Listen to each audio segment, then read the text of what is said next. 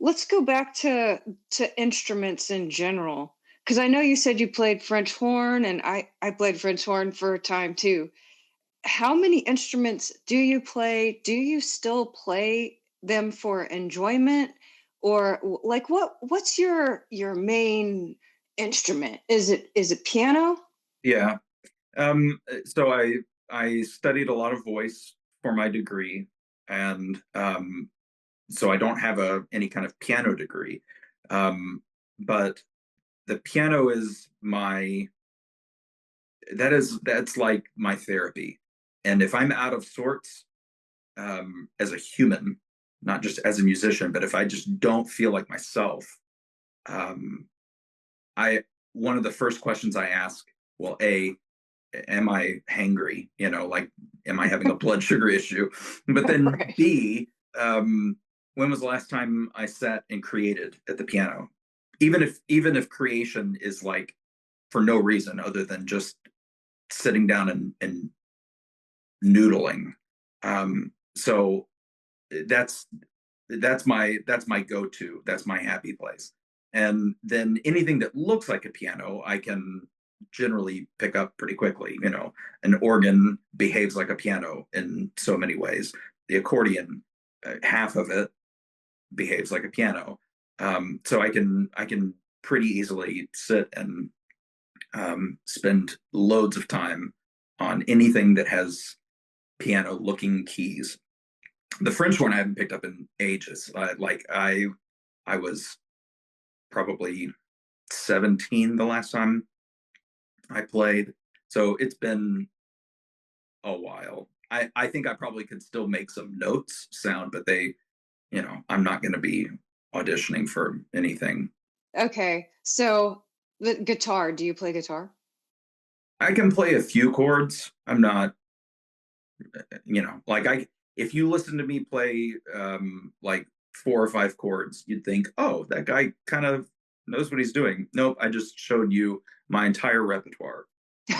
So that's that's pretty much it. I know how it works. I understand, open tuning, drop tuning, stuff like that. But I don't. I gave up on that a long time ago. Yeah, and that brings me to the thought, if a person is going to be an orchestrator slash conductor, do they have to know how to play every instrument? No.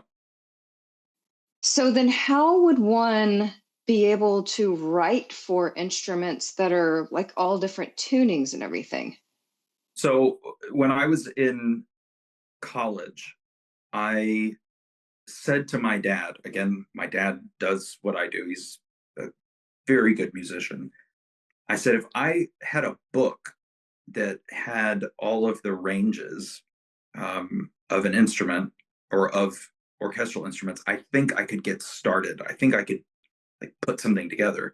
But from where I was when I made that ask, 18 or 19, I just simply didn't know the lowest note of a cello or the highest note of a flute or anything. And so that year for Christmas, I got a little book. I still have it. It's a pretty rudimentary book, but it's every basic fundamental understanding that I need to to create. So I got that book and just kind of dug in. So like I get I get the book that talks about ranges and textures, and if a violin is playing a middle C, that sounds kind of low on the violin. If a double bass is playing a middle C, it sounds quite high for the double bass. So once I knew things like that, thanks to the book, then I would sit with these scores. So I would go to the music school, get a score of Mozart or Beethoven or Haydn or whatever, and just start looking at how they had spread music across various instruments.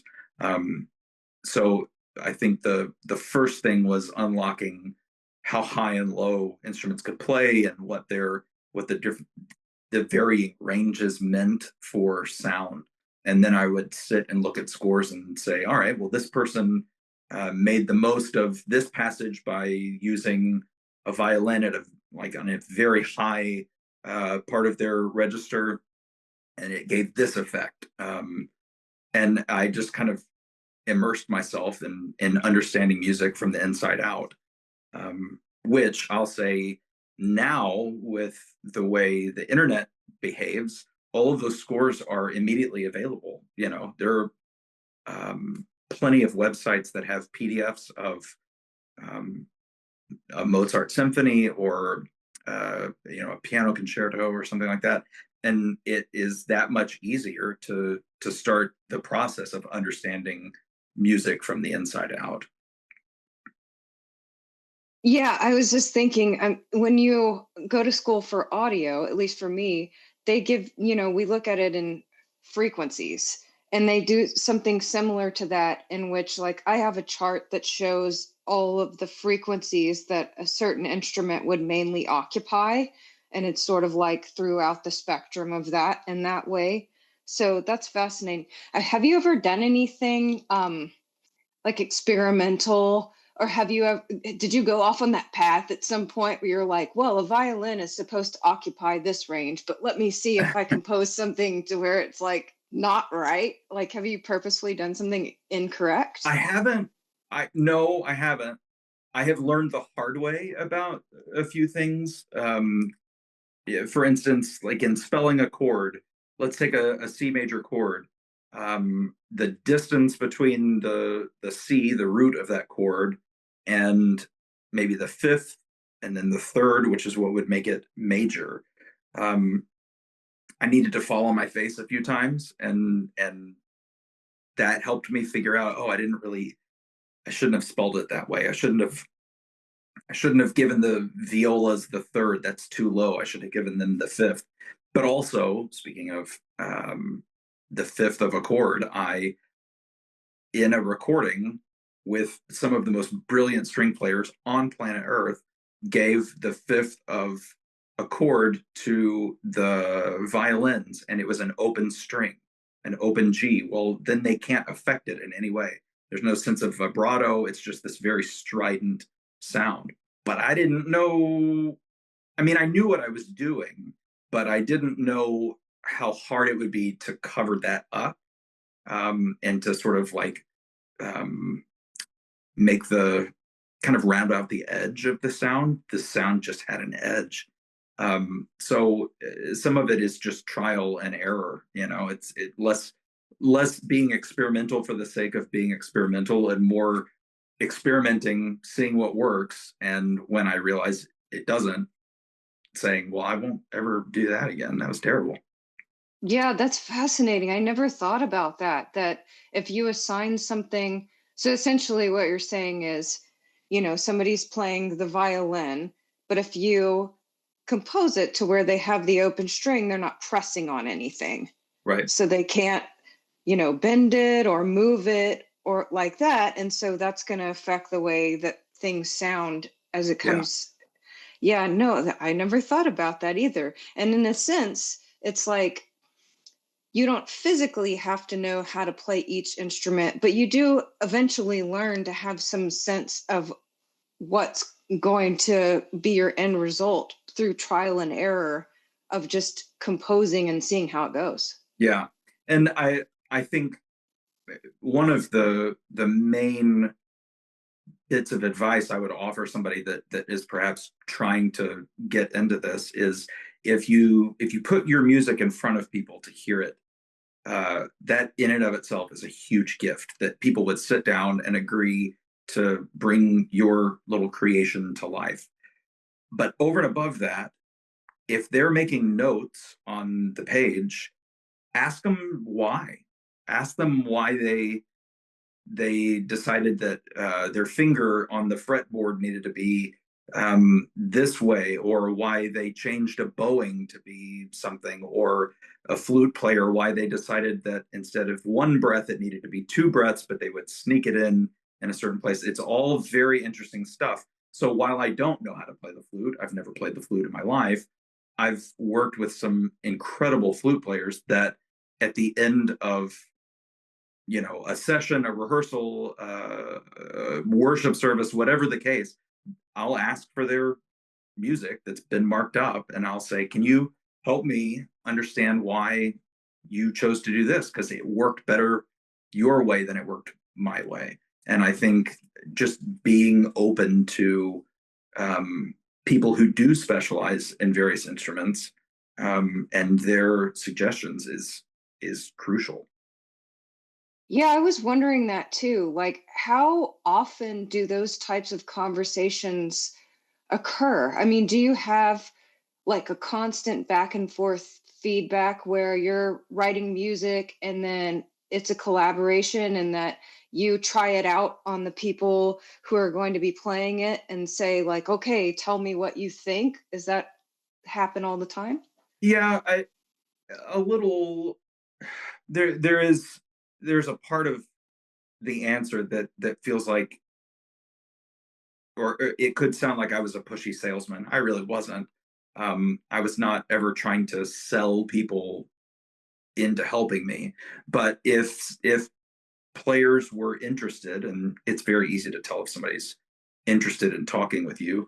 If players were interested, I just tried to maximize that fully, and would say, I'll buy you lunch if you'll play through this passage for me just to help me understand.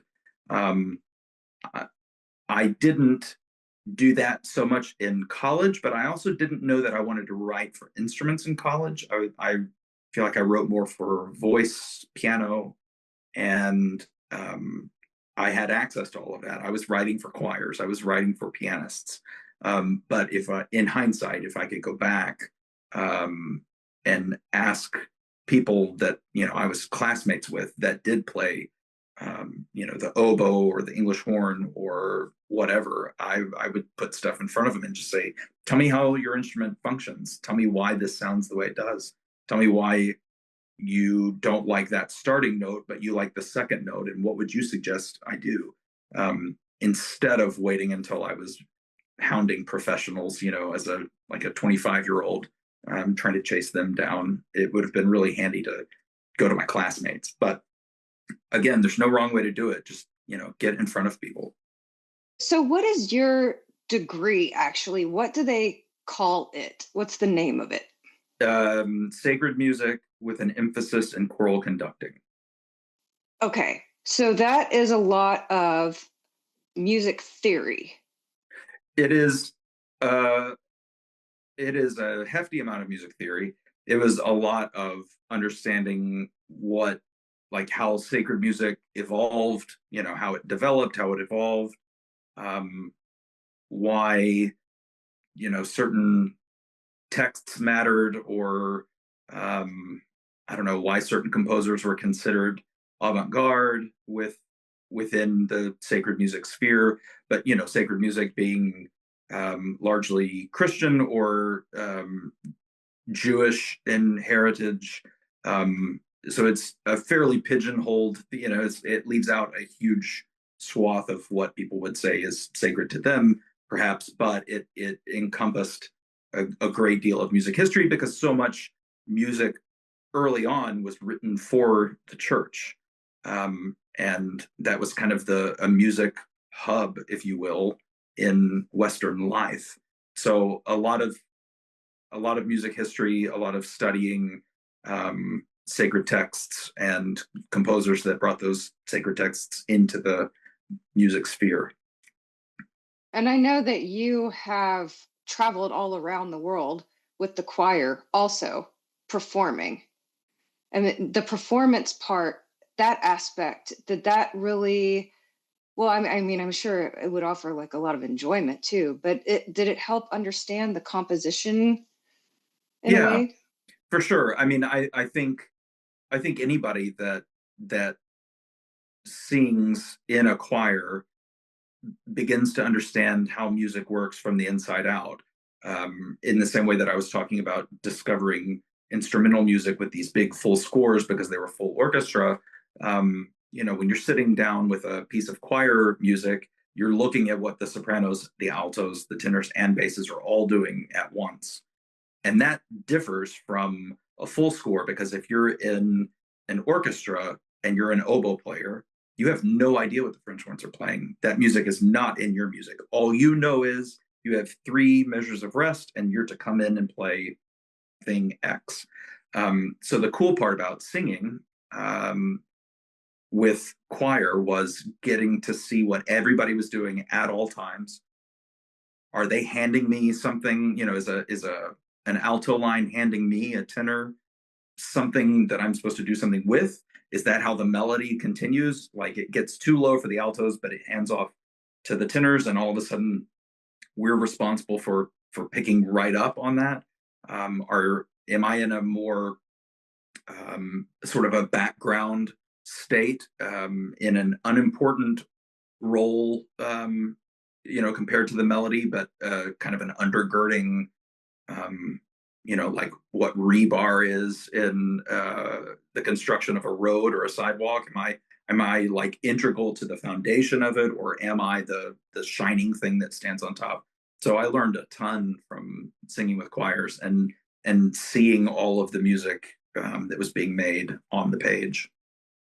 Well, and so these days, I know your new album just came out a couple of weeks ago.